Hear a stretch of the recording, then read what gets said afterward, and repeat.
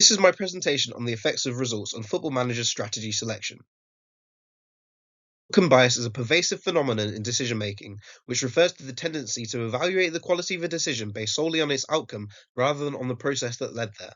Phenomena has been studied in a variety of laboratory contexts, but also in real life contexts, with individual investors tending to sell stocks that perform poorly and holding stocks that perform well irrespective of value, whilst medical journal peer reviewers prefer to publish papers with statistically significant results. In all these real settings, outcome bias can have severe consequences, encouraging suboptimal investment strategies and suppressing important medical research. A lack of granular data in many professional fields means that studies in real environments largely do not focus on principal agent relationships, with studies that do typically utilizing unfamiliar experimental scenarios, weakening the generalizability of their results. Sports can provide a pseudo experimental setting with skilled actors in highly competitive, familiar scenarios and a wealth of underlying performance data. I will be analysing the effects of the result of a match on the strategy selection of football managers in their subsequent games.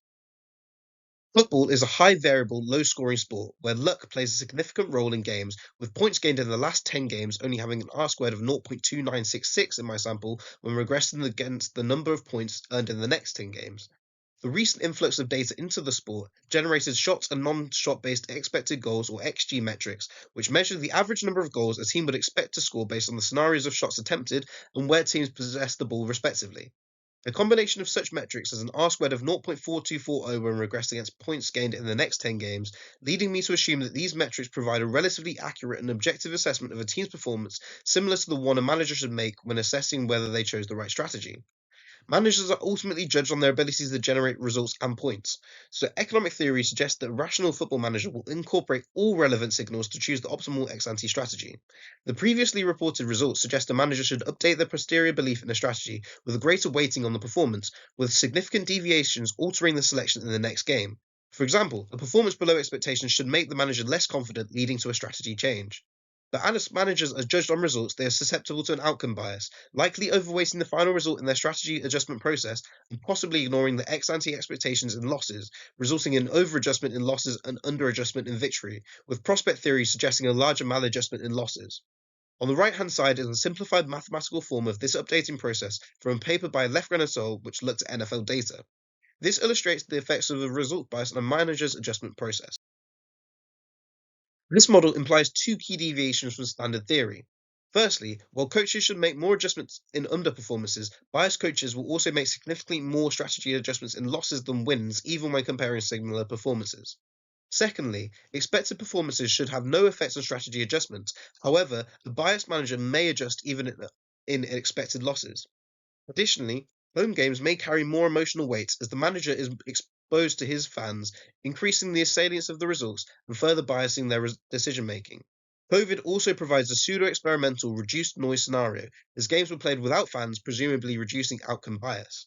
Finally, it would be interesting to see if managers are becoming more rational over time, particularly with increased access to data. To analyze these effects, I will be using the number of changes in a starting lineup in the next game as a proxy for strategy adjustments, subtracting changes made due to suspensions received during the game, as these changes are mandated. Data limitations prevented me from doing this with injuries, potentially biasing results as injuries are likely to worsen performance and increase the number of changes in subsequent games. But with such a large sample size, these effects should be minimal. Collecting and cleaning the data has been my main focus since my literature review, as I've constructed a novel dataset of 10,855 games from Europe's top 5 leagues between the 2016-17 season, 2021-2022 season, by scraping and matching the lineups, results, and performances from multiple websites. Summary is provided on the right. I chose to consider top flight football partly due to time and data processing constraints, but also as this is where I expect to find the most experienced and skilled managers, with the best resources making my results as generalizable as possible. However, a difference in skill and resources may be interesting to analyze in the future.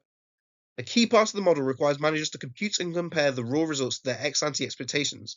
I've chosen to use betting odds and the implied scoreline differences as a proxy for a manager's ex ante expectations, which should be valid, as the betting market is highly efficient and well calibrated, with odds closely mapping results in my sample.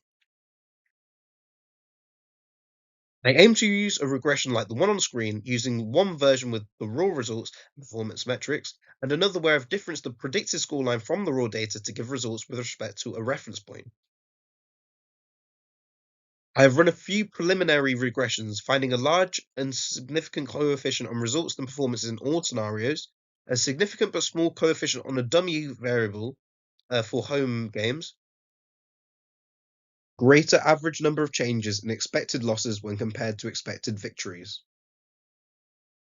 Forward, I still need to finalize a rigorous empirical method to enable me easily compare coefficients across a range of victory and loss scenarios and confirm these preliminary findings before I can write up my results. Whilst I would have liked to analyze how deviations from rational behavior vary across competition and manager experience levels, this seems unlikely given time constraints. Most interestingly, as a follow-up study to this paper, I would like to research how deviations from rational behavior affect the probability of a manager being sacked or if they have detrimental impacts on a team's performance, as in the wise and unwise dismissals paper by Flepp and Frank. This would require significant additional work and is likely beyond the scope of this paper. Thank you for listening.